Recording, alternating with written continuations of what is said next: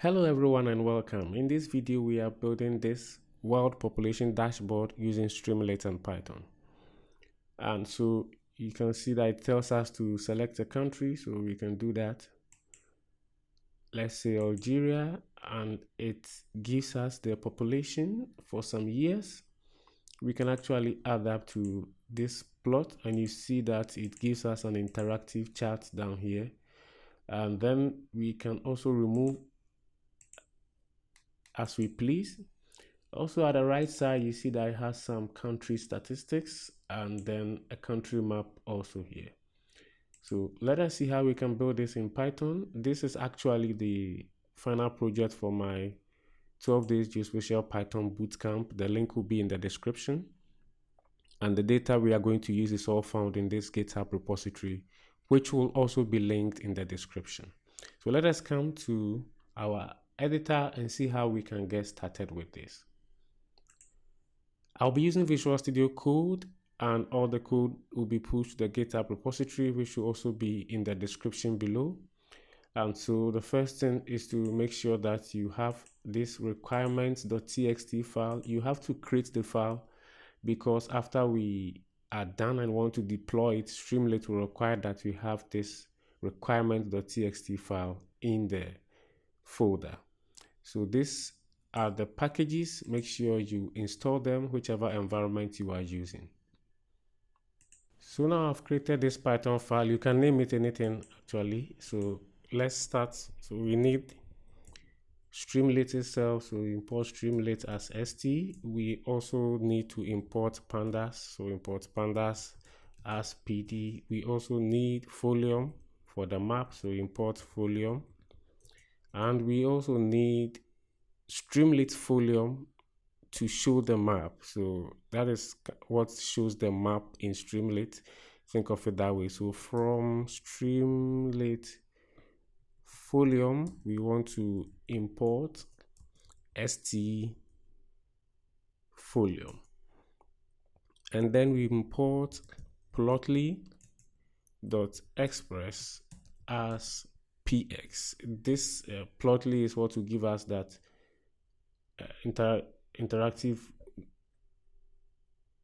chart that we saw there. So it's actually plotly.express, and then we can import geopandas as gpd also.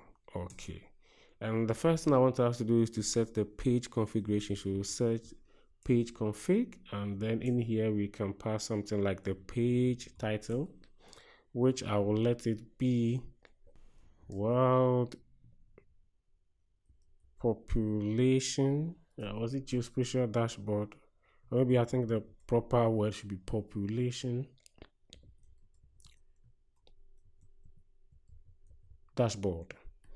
And then afterwards we can write something. So if we go like maybe st dot say write, and then we pass in hello world. When we save this file, all we have to do is to bring up our terminal.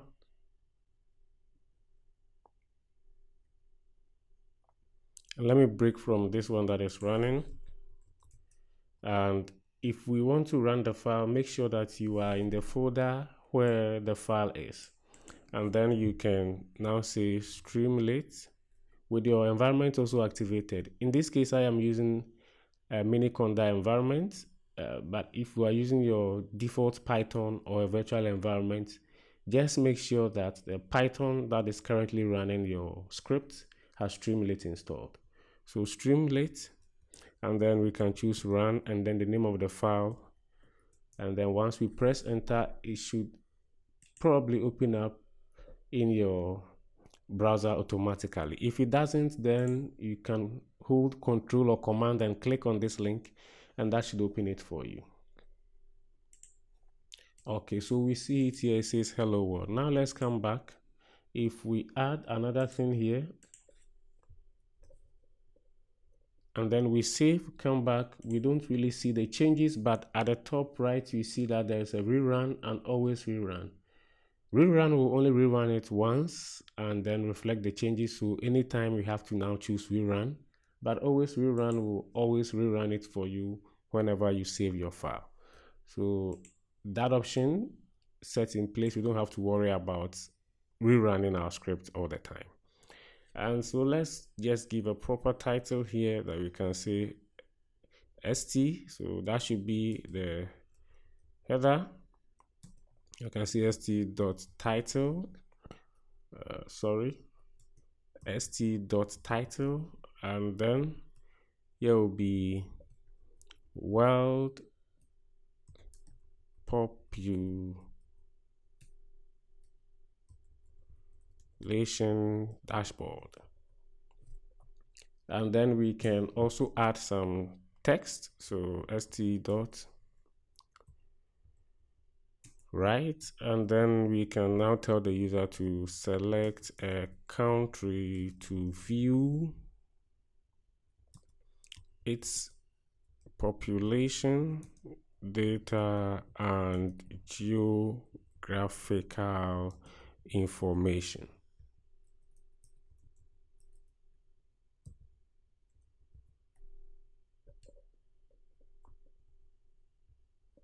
So now when we save our file and come, we should see that that one is stated over here. I have an introduction to Streamlit as part of the Geospatial Python Bootcamp series. So I'll link the series in the description if you want to follow with that, so that this one is not really an introduction to Streamlit. So if you want an introduction to Streamlit, please make sure you check out the link in the description. So for now, we can get our country selection. Let's call it country because we want to return the value from the widget, and they say st.select the select box, and then we can give a label of select country, and we have to now pass in here some options. So we can say options. For now, let me just pass in maybe A. It should be in the form of a list. So A and then B, just for demonstration purposes. We'll fill it in with actual data very soon. So if I save this one now, come back, you see that it says select country and I have A and B in the drop down. And so let's see how we can even get the countries in there.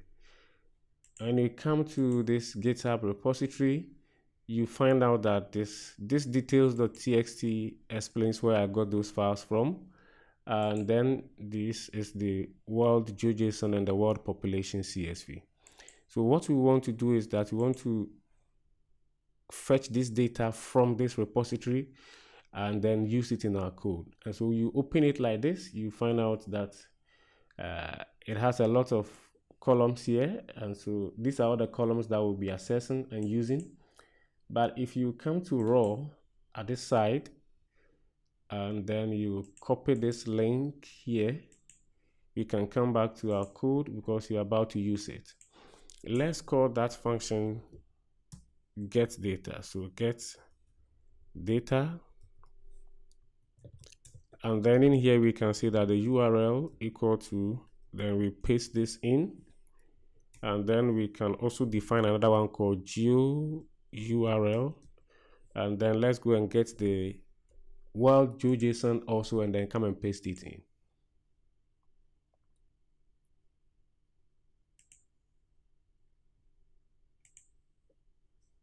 So that one to the same thing, we go to raw and then we copy the link.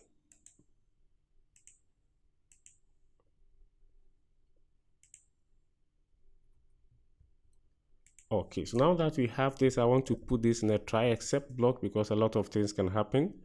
And so the data frame will be pandas, not pd dot read underscore CSV, because it's a CSV file.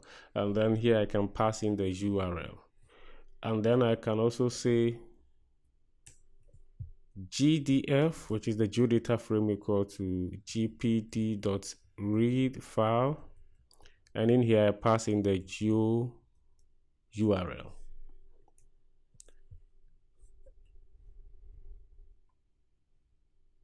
So when it is successful, I want to return the data frame and the geo data frame. If not, so let's catch the exception generally. So accept exception, say maybe as E. You can put an st.error just to let the user know that an error occurred. So you can put in an error occurred during data fetching. Okay, and then we have to return none.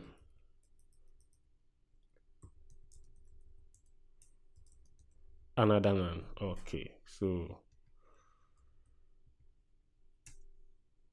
this will get us the data, and when we come here we can say data and then maybe geodata. That should be equal to get data. That will fetch it for us. And we need another function also. When we come in here, after we have the country from the shapefile, from the CSV, we need to also fetch the boundary or the polygon here, that particular country here, and then display it in the map.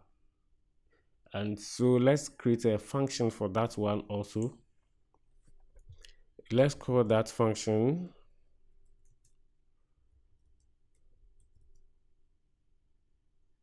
get country boundary,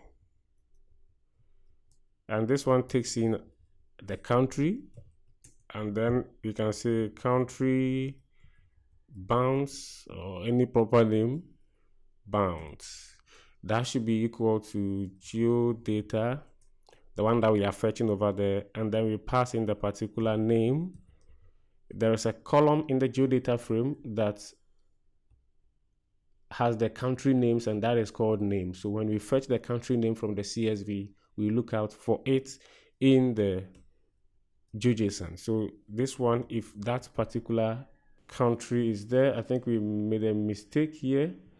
So I just have to wrap this one around. That is how we make queries in pandas and geopandas. I have to call the geodata frame here first. Okay, so if country bounds dot empty, if it is empty, then I return none.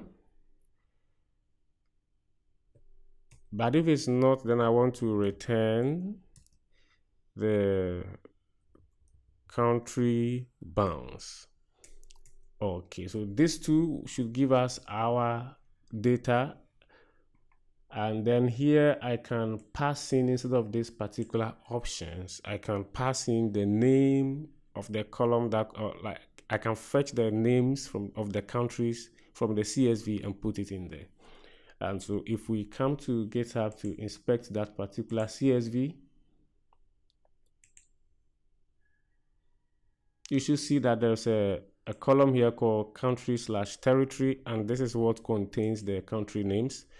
And so inside here, in our options, this is what we can do. We can just say convert it to a list, give us data, because data is what will give us the data frame up there, if you remember here.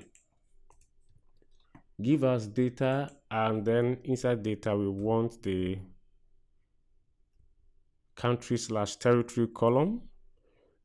Even though there might not be two countries with the same name, but I still love to pass the unique here. And so if I save this and then come back, you see that you have all the countries now in here listed. Great. And so let's continue building. But what I want to do also here is to pass a key to the select widget, and so that should be, it can be anything. Let me call it selected, country. And then after we get the country, let's also get a country boundary. That should be equal to get country boundary, and then we pass in the country that the user selected. So country equal to country. So that should also give us the country GeoJSON so that we can plot it in Folium. And so if country, that is if a user has selected a particular country, that is when we want to perform this operation. If not, we can say something like st.write and then say select a country to view its data. And then when a country is selected, this is what we want to do. We first want to fetch the data for that particular country. So for instance, if Afghanistan is selected, we want to fetch all this data that relates to Afghanistan. So let's see how we can do that one in code. We can say country data, and that should be equal to still from our data, where data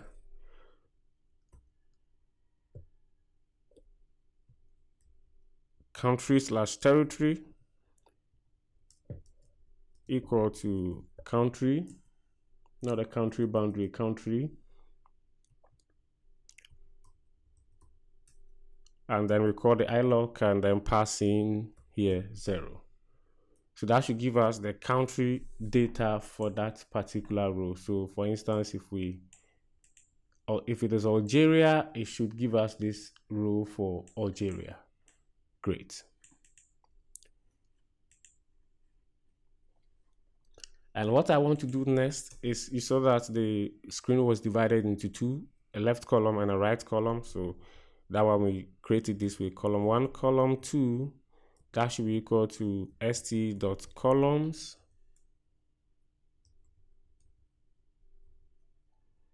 And then in here, we pass in how we want the columns to be divided. So I want the left side to get 3 and then 2. So this means that divide the screen into 5, give the left column or the column 1, 3 of that 5, and then give column 2 or the second column 2 out of that 5. And so if I want to put stuff in the column, I say with column 1. So starting with column 1, here I can say, let me give a subheader that says the population over selected years, and that obviously should be a string. And then also I want to create a select box, which is a multi-select. So I can say selected years. That selection box that allows us to select multiple things, delete them from it and add on to it is multi-select. So st.multi-select, and then in here too, I can pass a label. I can say select population years. And then I have to pass options here. If I save it and come, now you see that I cannot select because there are no options that are passed to it. So let's pass in some options here. That's one I have it here written. The goal is not for you to watch me type. So let me just copy this and paste. The code is also available on GitHub, as I said. So you can pause the video here and type this, or you can also copy it from the code in GitHub. And please make sure that these match the column headings of the various population columns.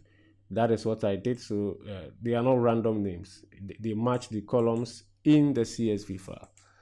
Okay, so inside here I can pass that one as the option. So I can pass years. And then when I save and return, I should be able to select them this way, and then it will work. Okay. And if you notice something also, anytime I make an interaction, you see that my script runs. Anytime I interact with my widget, my script runs, and that is bad user experience. That is happening because of this line. Every time I interact with a widget or my app, it is fetching the data again. So imagine if this data was some large data set in megabytes, several megabytes, that means that our app will run slow. So Streamlit provides a way for us to cache our data. Once it is an online data, you can cache it, and then you don't have to refresh it every time you interact with your app.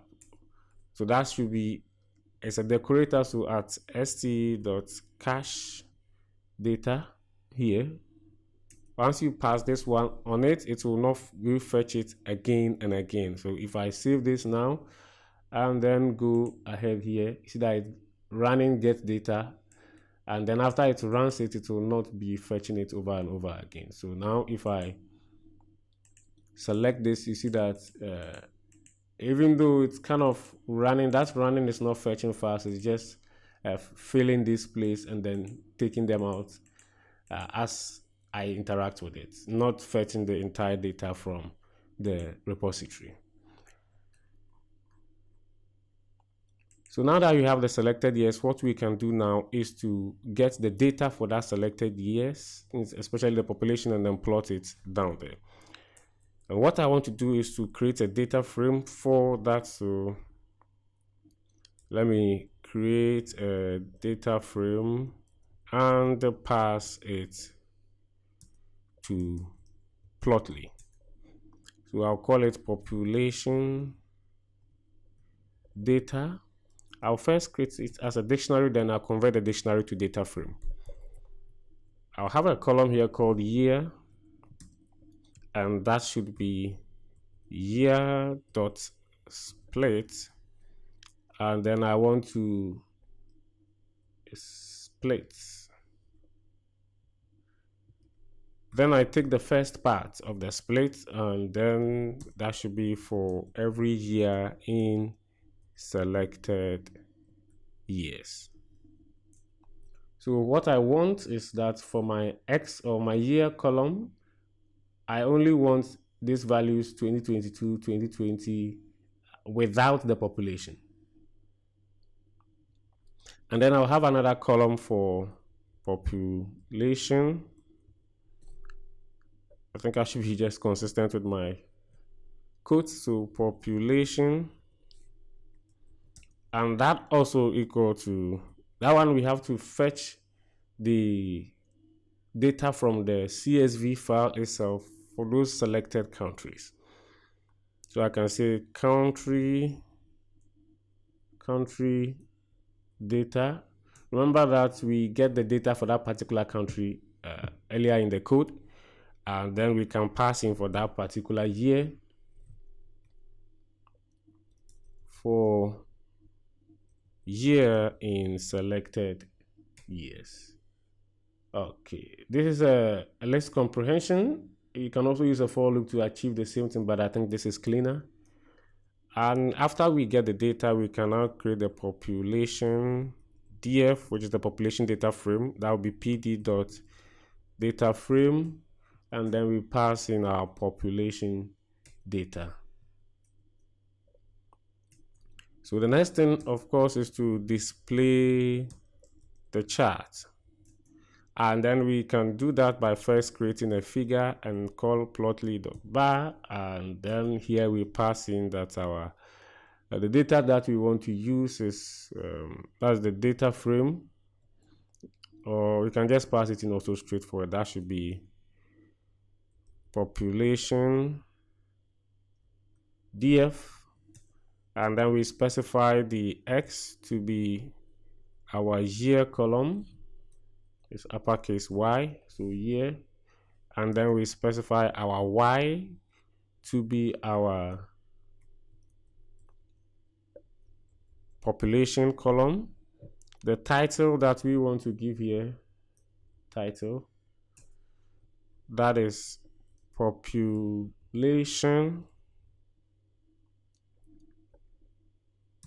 of, and then we plug in the country as we selected it in the select box over the selected years. If you want to even make it more dynamic, you can pass in the years here one by one, or you can loop over the years and pass them here in. But I will leave this as simple as it is. And I pass in an F string here because I'm injecting some variable here. So when the figure is created like this, all we have to do is to say st.plotly chart, and then we pass in the figure. We can say use container width and set that to true. So if we save this as FIG, if we save this now and come back, you should see that already data is plotted for Afghanistan. And so if I go ahead here and add one more, you see that it's also plotted, it's added, just that the interval is what is large. So if I remove this one, come to 2015, 2010, you see that it's being plotted in real time. Okay, and so let me intentionally rerun this app. You see that there's no data chosen for this particular population to be plotted. And if you remember the demo, there were 3 there already. And so what we can do is, after the option of selected years, we can give a default if we want to. And for this default, I'll just select the first 3 of the years, or 3. I'll just select 3 of the years. So I can just say years and then select 3 of them. If I save this one now and then come back here, and I have to choose always rerun because I ran it, I refresh the page. So now you see that 3 are already plotted here by default. Okay. Now this side is done. The rest is for the right side where we have the details also. So that will be in column 2. And so what I can do is to safely collapse this column 1.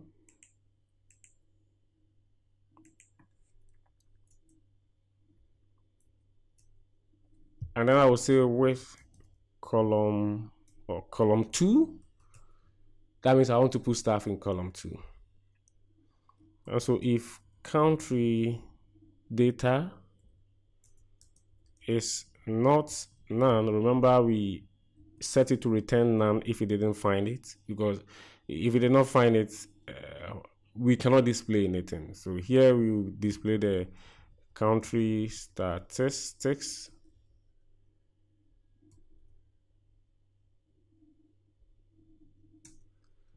And that'll be st.subheader for some information. Here is country statistics.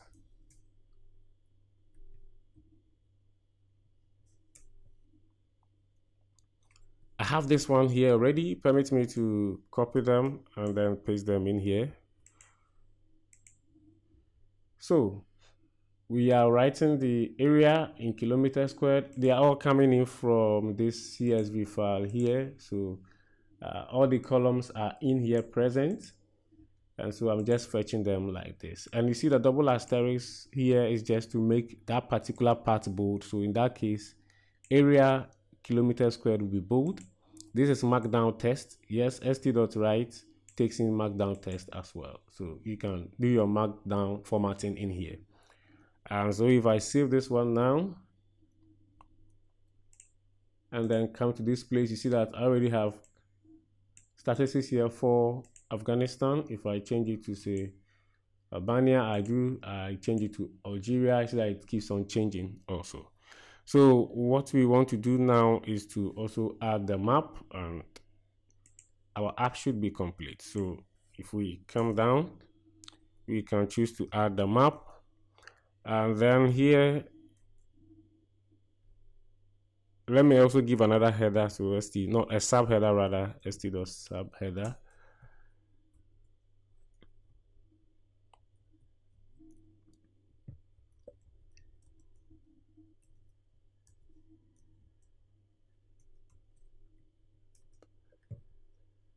And then we can see map. or usually m equal to folium dot map, uppercase map, and then we call the GeoJSON and add it to the map. So folium.geojson. The data here should be equal to country data. Remember, we are using the country name to fetch the country data as a GeoJSON. We did it up there. And then after we do that, you can see that is one is not country data. I think that is country boundary. Yeah. The country data is the data from the CSV, and the boundary is the GeoJSON data. Dot add to, and then we want to add it to the map. Now, if you want to see it in the Streamlit interface, all we have to do is to say st.folium. Remember, we imported st.folium at the top, so st.folium, and in here we pass in the map. We can specify width. Let me choose here 300. Height also, I'll choose 300, and then I will say use container width also to true. Okay, so if I save this now and I come back, I should see the map of Afghanistan here. But you can see that it's trying to show almost the whole world, and Afghanistan is just here small. So what I want us to do is to just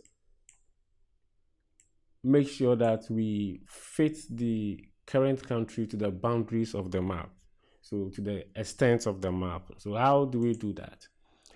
When we come here, we can say that bounds, let me add it at the top there.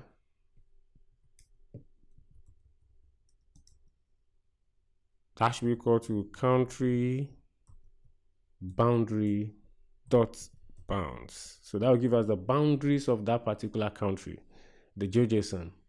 And then we can, after the adding it to the map, we can say map or m.fit bounds.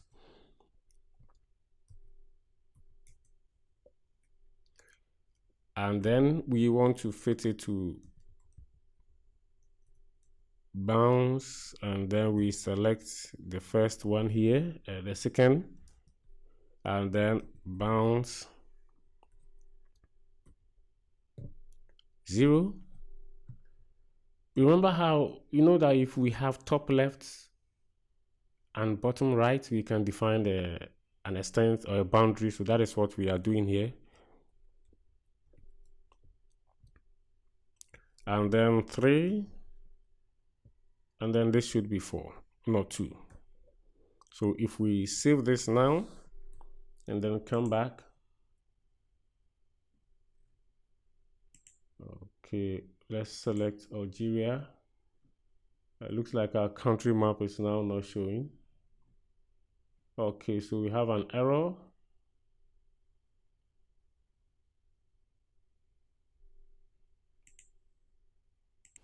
Okay, this is not bounds, this is total bounds. So that should fix it for us. Let's see. Okay, so that is it. So if we now choose, say, Angola, you see that it zooms into Angola nicely like that, and we can inspect the population as it grows, and we have our country statistics also there. Great. So this is how we build this world population dashboard. But if you notice something, if I don't have any option here, I think it still does show me something which is wrong. And if I also intentionally refresh here at the top, Afghanistan is always selected. I mean, this is not, it is not bad, but you saw in the demo that the user is now prompted to select a country because by default, no country is to be selected. So how do we go about that one? Well, you remember here that this is the place, so that should bring us back to column 1. This is the place where we are passing in. We have a particular multi-select that is doing that. Okay, not even inside column 1. It is this place. So it is always getting this list for us, which is what we want. But in this case, we want to add an empty selection here.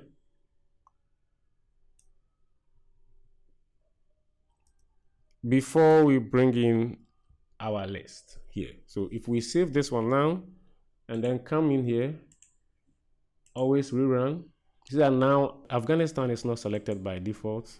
And so I can choose now the country that I want, and this one shows. So that, my friends, is how we build this world population dashboard using Streamlit and Python. Now let us see how we will host this one on Streamlit Cloud. Okay, so before you do the hosting, just make sure that your requirement.txt file is there. It is very important. And then you have to push this code to your GitHub repository.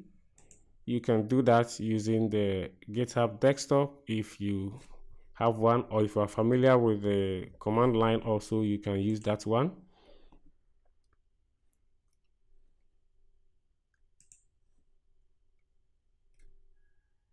I have GitHub desktop, so that is what I am going to use. And so if I now say updated, I can keep this commit message here. I've pushed it before, so that is why it is behaving so. So you just make sure that the changes are there, and then you push it to GitHub here. So when that one is done, you should have it in your GitHub repository. If I come back here to my repositories, this is this repository, Streamlit apps. If I enter, you should see that I have the file here, just like that. And so what we want to do is to come to share.streamlit.io. If you don't have an account, you can create one. It's very simple. So let me delete this one. And then you should have a blank sheet like this. Choose create app, and then we are deploying from a GitHub repository. We select the particular repository here. Usually should give us some.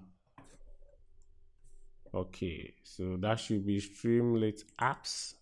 The branches main, and the file in here is this. And then here we can add a URL, because this one that they are giving us is sometimes hard to memorize. So I can say POP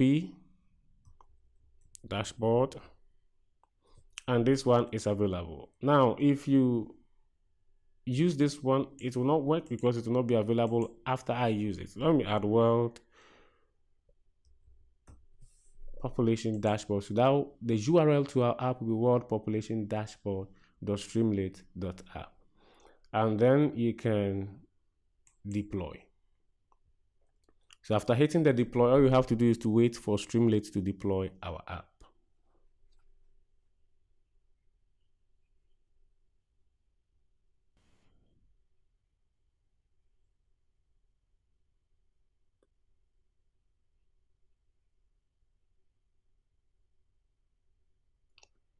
And now you can see that this is the deployed version of our app.